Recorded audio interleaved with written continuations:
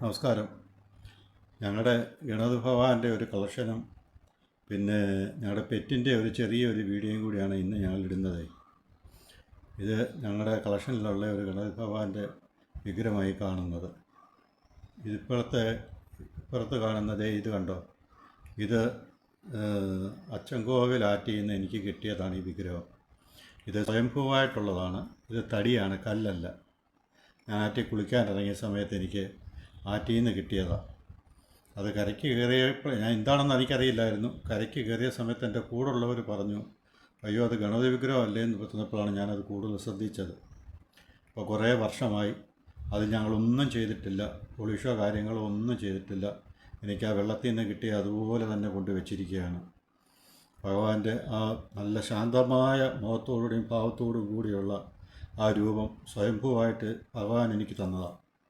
അത് ഞങ്ങൾ അതുപോലെ തന്നെ പവിത്രമായിട്ട് സൂക്ഷിച്ചിട്ടുണ്ട് വീട്ടിൽ. നല്ല വരുന്നവർക്കൊക്കെ ഇത് കാണുമ്പോൾ അത്ഭുതമാണ്, ഇത് എവിടുന്ന് കിട്ടി എന്നുള്ളത്. ഞങ്ങളുടെ ഇത് പിന്നെ ഗരുഡൻ്റെ പുറത്തിരിക്കുന്ന ഗണപതി ഭഗവാനാണ്. അദ്ദേഹത്തിൻ്റെ കാലിൽ കണ്ടില്ലേ, സർപ്പത്തെയാണ് കാലിൽ കടിച്ചു പിടിച്ചിരിക്കുന്നത്. ഇതും നമ്മുടെ ഇന്ത്യയുടെ വിഗ്രഹമല്ല. ഇത് എനിക്ക് വിദേശത്തുമായിരുന്ന സമയത്ത് അവിടുന്ന് പല രാജ്യങ്ങളിൽ നിന്നും, കംബോഡിയയിൽ നിന്ന് ദാണ്ട് ഈ വിഗ്രഹം ഈ പറഞ്ഞ മാതിരി വേറൊരു രാജ്യത്തെയാണ്. എനിക്ക് തോന്നുന്നത് അത് ഇന്തോനേഷ്യയുടെ ആണോ എന്ന് എനിക്ക് സംശയമുണ്ട്, ഓർമ്മയില്ല, ശരിക്കും ഓർമ്മയില്ല ഇപ്പോൾ. അപ്പം ഇങ്ങനെ ഒത്തിരി രാജ്യത്തെ കളക്ഷൻ എൻ്റെ ഉണ്ട്. അപ്പോൾ എൻ്റെ സുഹൃത്തുക്കളൊക്കെ കംബോഡിയ, ഇന്തോനേഷ്യ, മലേഷ്യയിൽ നിന്ന്, നേപ്പാൾ, ഭൂട്ടാൻ, ശ്രീലങ്ക ഇങ്ങനെയുള്ള സ്ഥലങ്ങളിൽ നിന്നൊക്കെ. ഇത് നമ്മുടെ ഇന്ത്യയുടെയാണ്. ഇത് സിദ്ധി വിനായകൻ, സിദ്ധിയെ മടിയിൽ വെച്ചുകൊണ്ട് ഭഗവാൻ ഇരിക്കുന്നതാണ്. ഇത് വളരെ അപൂർവമായിട്ടുള്ളൊരു വിഗ്രഹമാണ്. ഇത് എല്ലായിടത്തും നമുക്ക് എവിടെ പോയി കഴിഞ്ഞാൽ ഇത് കാണാൻ കിട്ടത്തില്ല. അങ്ങനെയൊന്നും ഭഗവാൻ ഭയങ്കര സന്തുഷ്ടനായിട്ട് സന്തോഷത്തോടു കൂടി ഇരിക്കുന്ന ഒരു വിഗ്രഹമാണിത്. ഇതിന് ഒത്തിരി പ്രത്യേകതകളുണ്ട്. അദ്ദേഹത്തിൻ്റെ പൂണുനൂലും കഴുത്തിലും അരയിലും ഒക്കെ ഇട്ടിരിക്കുന്ന വിഗ്രഹങ്ങൾക്കും ആഭരണങ്ങൾക്കൊക്കെ ഒത്തിരി വ്യത്യാസങ്ങളുള്ള, അത് ഓരോരോ കാലഘട്ടത്തെ ഓരോരോ സ്റ്റേറ്റിലെയും നിർമ്മാണ രീതിയിൽ അത് വ്യത്യാസം വരുന്നുണ്ട്. ഇത് കണ്ടില്ലേ, സിംഹാസനത്തിൽ അധിഷ്ഠനായിരിക്കുന്നു ഭഗവാൻ. ആ മഹാരാജാവിൻ്റെ ചക്രവർത്തിയുടെ പദവിയോടുകൂടി തന്നെ അദ്ദേഹം ഇരിക്കുന്നു. ഇത് എനിക്ക് തന്നത് ഒരു ശ്രീലങ്കക്കാരൻ തന്നതാണ്. പക്ഷേ ഈ മോഡൽ നമ്മുടെ ഇന്ത്യയിലും ഉണ്ട്. അദ്ദേഹത്തിൻ്റെ അരയിൽ കണ്ടില്ലേ ചുറ്റിയിരിക്കുന്ന നാഗത്തിനെയാണ്. അപ്പോൾ ഓരോ സ്ഥലങ്ങളിൽ നിന്നും ഉള്ളതിനെല്ലാം ഇങ്ങനെയുള്ള ഓരോരോ പ്രത്യേകതകളുണ്ട്. അത് നമ്മൾ ഓരോന്നും പ്രത്യേകം ശ്രദ്ധിച്ച് നോക്കിയെങ്കിൽ മാത്രമേ ആ ഓരോ രാജ്യത്തിൻ്റെ, ഓരോ സ്റ്റേറ്റിൻ്റെ ഒക്കെ വിഗ്രഹ നിർമ്മാണത്തിന് ഓരോരോ പ്രത്യേകതകളുണ്ട്. ഇത് പിന്നെ ബോംബെ എൻ്റെ സിന്ധുവിൻ്റെ ചേച്ചിയും ചേട്ടനും കൊണ്ടുതന്നതാണ്. ഇതിനുണ്ട് മഹാരാഷ്ട്രയുടെ നിർമ്മാണ രീതിയുമായി ബന്ധപ്പെട്ട ഒത്തിരി പ്രത്യേകതകൾ. ഇത് വെള്ളിയാണ്. ഒത്തിരി പ്രത്യേകതയുണ്ട്. ഇത് പൂർണ്ണമായിട്ടും വെള്ളിയിൽ തീർത്ത വിഗ്രഹമാണ്. ഇപ്പം എനിക്കൊന്ന് 10-15 വർഷമായെന്ന് തോന്നുന്നു. അത് ഇടയ്ക്കിടയ്ക്ക് ഞങ്ങളൊന്ന് വെളുപ്പിച്ച് കൊടുക്കും. അന്നേരം നല്ല നിറത്തോടു കൂടി ഇതുപോലെ ഇരിക്കും. ഇതിപ്പം ഞങ്ങൾ വെളുപ്പിച്ചിട്ട് ഒത്തിരിയായി, 1 വർഷത്തോളമായി. നല്ല നിർമ്മാണ രീതിയാണ്. വളരെ ശാന്തമായ മുഖത്തോടു കൂടി ഇരിക്കുന്ന വിഗ്രഹങ്ങൾക്കൊക്കെ ഒത്തിരി പ്രത്യേകതകളുണ്ട്. രൗദ്രഭാവവും ശാന്തഭാവവും ദാസഭാവങ്ങളൊക്കെ അങ്ങനെ ഒത്തിരി ഉണ്ട്. ഇത് കണ്ടില്ലേ, ഇത് നമ്മുടെ കംബോഡിയയുടെയാണ്. ശംഖിൻ്റെ മുകളിൽ ഇരിക്കുന്ന ഭഗവാൻ. ഭയങ്കര ഫിനിഷിംഗ് ആണ് അവരുടെ വിഗ്രഹങ്ങൾക്കൊക്കെ. ആ വിഗ്രഹം കണ്ടാൽ തന്നെ നിങ്ങൾക്കറിയാം, ഭയങ്കര ഫിനിഷിങ്. അദ്ദേഹത്തിൻ്റെ ഒരു കയ്യിൽ ആയുധങ്ങളൊന്നുമില്ല. പ്രവേശത്തെ 4 കയ്യിൽ ഒരു കൈ കണ്ടില്ലേ. പക്ഷേങ്കിൽ അങ്ങനെ ഇല്ലാത്ത വിഗ്രഹങ്ങൾ വളരെ അപൂർവമാണ്. എല്ലാ 4 കൈയിലും എന്തെങ്കിലും ആയുധങ്ങൾ കയ്യിലുണ്ടാവും. ഇതാ നമ്മൾ ആദ്യം കാണിച്ചത്.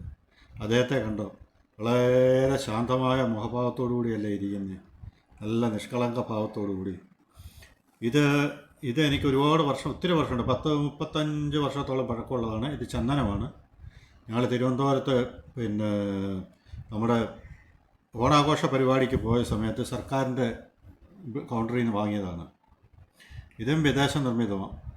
താമരയിൽ ഇരിക്കുന്ന ഭഗവാൻ, കയ്യിൽ ഇത് മോദകവും പിന്നെ വളരെ നിറഞ്ഞ കുംഭയോടും കൂടി വളരെ ശാന്തമായി ഇരിക്കുന്ന ഭാഗമാണ്.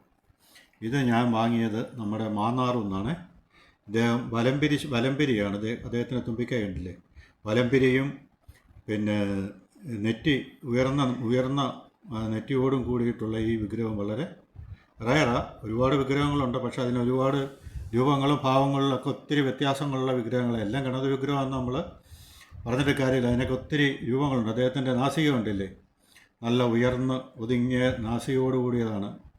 നല്ല രസമുള്ള വിഗ്രഹമാണ്. ഇത് മാന്നാറാണല്ലോ നമ്മുടെ വോട്ട് നിർമ്മാണത്തിൻ്റെ കേന്ദ്രം. ഇത് അദ്ദേഹത്തിന് അടുത്ത് വെച്ചിരിക്കുന്ന ഒരു ചെടിയാണ്, നമ്മൾ സ്നേക്ക് പ്ലാന്റ് എന്ന് പറഞ്ഞ്. ഇത് കണ്ടില്ലേ, അത് അല്പം വലിപ്പമുള്ളതാണ്. പിന്നെ നമ്മുടെ ഇത് ശംഖിനുള്ളിലിരിക്കുന്ന ഗണപതി ഭഗവാനാണ് ഇത്.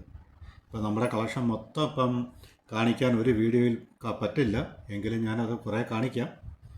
ശംഖിനുള്ളിലിരിക്കുന്ന ഗണപതി ഭഗവാനെ കണ്ടില്ലേ, അദ്ദേഹം ഭക്ഷണമൊക്കെ കഴിഞ്ഞിട്ട് വിശ്രമിക്കുന്ന രൂപത്തിലുള്ളതാണ് ആ വിഗ്രഹം. ഇതും അതുപോലെ തന്നെ ഭഗവാന്റെ ഇരിപ്പിടം കണ്ടില്ലേ, അദ്ദേഹം ഒരു കൈ കുത്തി ഇരിക്കുന്നതാണ്. ഇത് ഞാൻ കൈലാസത്ത് പോയ സമയത്ത് ഞാൻ ടിബറ്റിൽ നിന്ന് വാങ്ങിയതാണ് ഈ ഗണപതി ഭഗവാന്. അദ്ദേഹത്തിൻ്റെ ഒരു പ്രത്യേക ഭാവത്തോടു കൂടി അദ്ദേഹം ഇരിക്കുന്നത്. തുമ്പിക്കൈയൊക്കെ ചുരുട്ടിക്കെട്ടി നല്ല രസത്തിലാണ് ഇദ്ദേഹം ഇരിക്കുന്നത്. അവിടുന്ന് ടിബറ്റ് മോഡലാണ് ഇത് കണ്ടില്ലേ. അതും നമുക്ക് 4 കൈയും എല്ലാം ഉണ്ട്, പക്ഷേ ഭഗവാന് പ്രത്യേക ഒരു രൂപത്തിലായിരിക്കുന്നത്. തുമ്പിക്കൈ കണ്ടില്ലേ ചുറ്റിക്കെട്ടിയിരിക്കുന്നത്. ഇട്ടിരിക്കുന്ന ആഭരണങ്ങളൊക്കെ കണ്ടോ. ഓരോ നാട്ടിലെയും ഓരോ നിർമ്മാണ രീതിക്കുമുള്ള വ്യത്യാസങ്ങളാണ് ആ കാണുന്നതൊക്കെ. അതിനെല്ലാം ഓരോരോ ഇതുണ്ട്. ഇതെന്ത് മെറ്റലാണെന്ന് എനിക്കറിയത്തില്ല, ഞാനത് നോക്കിയിട്ടില്ല. പക്ഷേങ്കിൽ അത് വളരെ രസമുള്ളൊരു ഇത് കണ്ടില്ലേ. ഇത് പശുപതിനാഥ ക്ഷേത്രത്തിലെ മഹാദേവൻ്റെ രൂപമാണ്. ഈ രൂപമാണ് 5 മുഖത്തോടു കൂടിയുള്ള മുഖമാണ് പശുപതിനാഥ ക്ഷേത്രത്തിലെ ശിവലിംഗം. ഭഗവാന്റെ ഇതതിൻ്റെ ചെറിയൊരു രൂപമാണെന്ന് മാത്രം. ഇതാണ് അവിടുത്തെ പ്രതിഷ്ഠ. നേപ്പാളിലെ പശുപതിനാഥ ക്ഷേത്രത്തിലെ ഭഗവാന്റെ പ്രതിഷ്ഠ ഈ കാണുന്ന രൂപമാണ്. ഇത് ഞാൻ കൈലാസത്ത് പോയപ്പോൾ മേടിച്ചത്. ഇത് ഭയങ്കര വലിയ ഉയരമാണ് കേട്ടോ, വലിയ ഉയരം. നമ്മൾ വലിയ സ്റ്റൂള് പോലെ ഇട്ടിട്ട് അതിൻ്റെ മേളിൽ കയറി ഇന്നാണ് പൂജ ചെയ്യുന്നത്, അഭിഷേകം നടത്തുന്നതൊക്കെ. പിന്നെ ഇത് കണ്ടോ, ഇത് ഞാൻ കൈലാസത്ത് പോയപ്പോൾ സമയത്ത് കൈലാസത്തു നിന്ന് ഞാൻ കൊണ്ടുവന്ന ഒരു ശിലയാണ്. ഈ ശിലയുടെ പ്രത്യേകതയെന്ന് പറഞ്ഞാൽ ഈ ശിലയെ സൂക്ഷിച്ച് നോക്കിയാൽ കാണാം. അത് കണ്ടോ, ഇതിൽ കുഞ്ഞു കുഞ്ഞു കല്ലുകളുണ്ട്. ചുവപ്പ്, നീല, കറുപ്പ്, മഞ്ഞ, ഇതുപോലുള്ള പല കളറിലുള്ള രത്നക്കല്ലുകൾ. അവിടെയുള്ള എല്ലാ കല്ലിനും ഓരോ പ്രത്യേകത. എല്ലാ കല്ലുകൾക്കും കല്ലെന്നല്ല പറയുന്നത്, ശിലയെന്നാണ് പറയുന്നത്. അതിലൊക്കെ ഓമിൻ്റെ രൂപങ്ങൾ, ഭഗവാന്റെ രൂപങ്ങൾ, തൃശ്ശൂലത്തിൻ്റെ രൂപങ്ങൾ ഇതേ കണ്ടില്ലേ. അങ്ങനെ എന്തെങ്കിലും ഒരു രൂപമില്ലാത്ത ഒരു ശിലയും അവിടെ ഇല്ലെന്നാണ് പറയുന്നത്. എല്ലാ ശിലകൾക്കും ഞാൻ എൻ്റെ കൂട്ടുകാർക്കൊക്കെ കൊണ്ടു കൊടുത്തത് ഗണപതിയുടെ രൂപമുണ്ട്. ചേച്ചിക്കും പിന്നെ ഒരുപാട് പേർക്ക്, എൻ്റെ കൂട്ടുകാർക്കും കുടുംബത്തിലൊക്കെ കൊടുത്തു ഞാൻ. ഇത് പിന്നെ രുദ്രാക്ഷമാണ്. എനിക്ക് രുദ്രാക്ഷം എൻ്റെ ഒരു അപൂർവമായിട്ടുള്ള ഒരു രുദ്രാക്ഷമുണ്ട്. അതിൽ ഏകമുഖ രുദ്രാക്ഷമുണ്ട്, ഒറ്റ മുഖത്തോടു കൂടിയ ഒരു രുദ്രാക്ഷം. അതാന്ന് പറഞ്ഞു കഴിഞ്ഞാൽ നമുക്ക് ലക്ഷക്കണക്കിന് രുദ്രാക്ഷത്തിൽ ഒന്നാണ് ഇങ്ങനെ അപൂർവമായിട്ട് ഉണ്ടാകുന്നതെന്നാണ് പറയുന്നത്. ഇതേ കണ്ടോ, ഒറ്റ മുഖമുള്ള രുദ്രാക്ഷമാണ്. ആ രുദ്രാക്ഷത്തിൻ്റെ ഞെട്ടാണ് എൻ്റെ കയ്യിലിരിക്കുന്നത്. അതിൻ്റെ ആ രുദ്രാക്ഷനുള്ളിലേക്ക് പോയിരിക്കുന്ന കമ്പാണ് ആയിരിക്കുന്നത്. അത് സാധാരണ എടുത്ത് കളഞ്ഞ് അതിനകത്തൂടെ കിഴുത്ത് ഇടുക ചെയ്യുന്നത്. ഇത് കിഴുത്ത് ഇട്ടിട്ടില്ല, പൊട്ടിയിട്ടുണ്ടല്ലോ. അത് ഒത്തിരി വർഷമായില്ലേ, ഒരുപാട് വർഷമായി.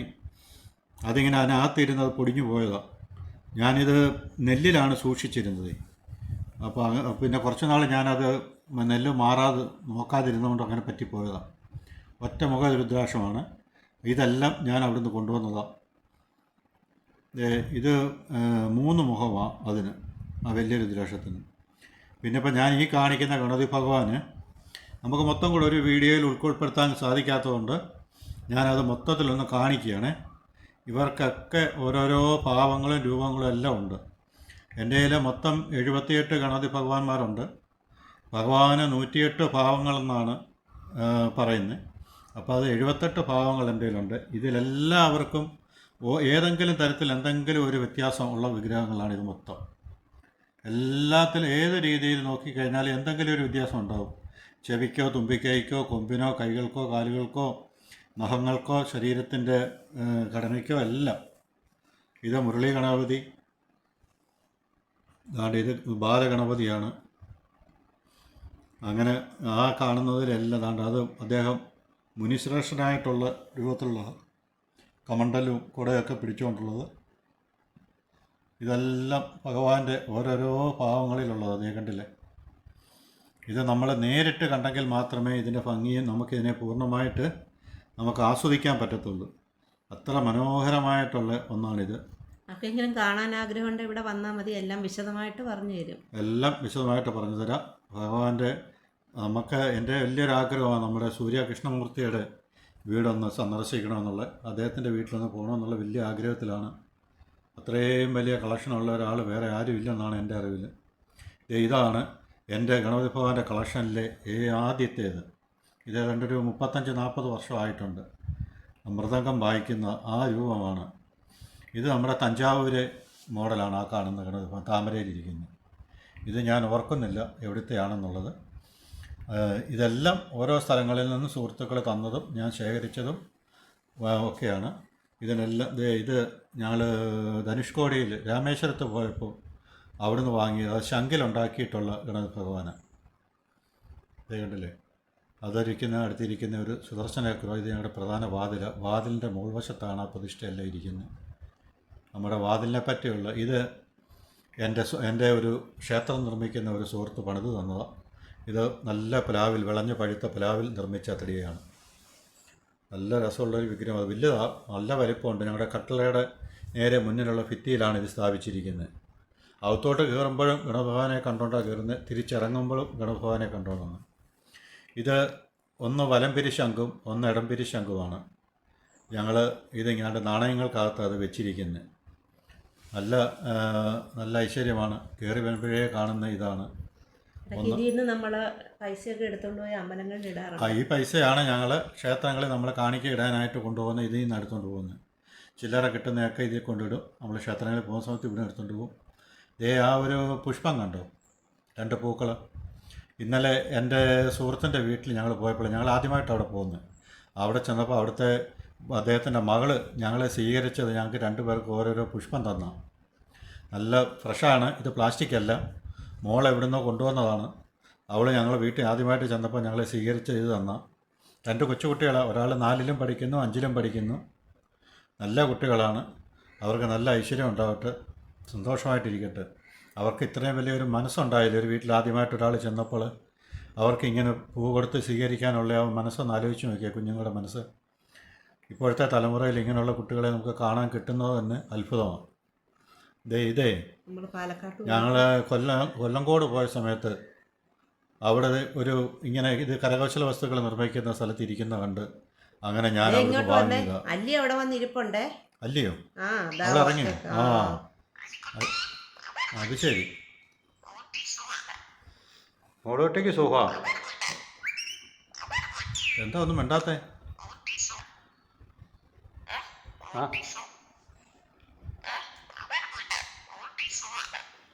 അമ്മയുടെ പൊന്നെ പാട്ടൊന്ന് പാടിക്കേ.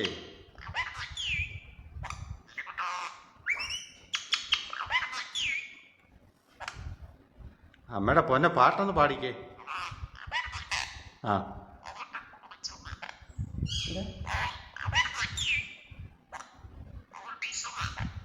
ഇയാൾ വേറെ പാട്ടൊന്ന് പാടാമോ?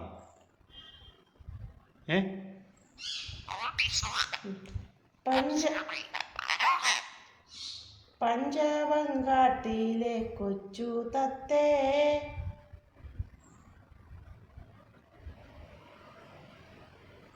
പാടുന്നില്ലേ?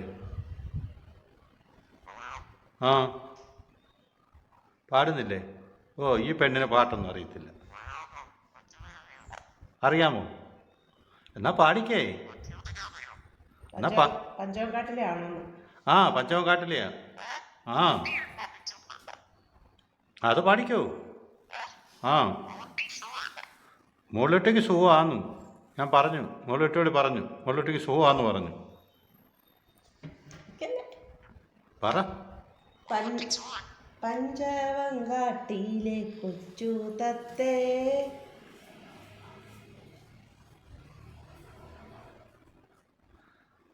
ഈ പെണ്ണിനെ പാടാനൊന്നും അറിയത്തില്ല. മണ്ടിപ്പെണ്ണ്. പാടിക്കൊണ്ടിരുന്നല്ലേ. ഇതേ മണ്ടിപ്പെണ്ണ. പോവണ്ണേ. അപ്പം നമ്മൾ ഈ വീഡിയോ ഞങ്ങളുടെ ഈ വീഡിയോ ഇവിടെ അവസാനിക്കുകയാണ്. അപ്പം ഇനിയും കാണുന്നത് വരെ ഇദ്ദേഹം ഒരു കൃഷ്ണശിലയിൽ നിർമ്മിച്ച ഗണേശ ഭഗവാനാണ് ഇരിക്കുന്നത്. അപ്പോൾ ആദ്യമായിട്ട് കാണുന്നവർ ആദ്യമായിട്ട് കാണുന്നവർ സബ്സ്ക്രൈബ് ചെയ്യണം, ഞങ്ങളെ പ്രോത്സാഹിപ്പിക്കണം.